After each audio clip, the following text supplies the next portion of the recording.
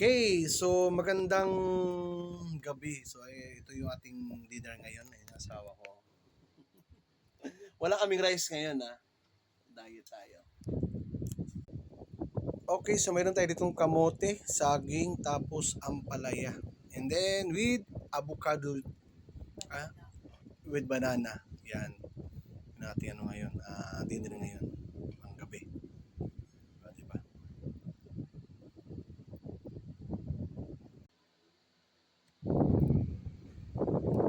Alright.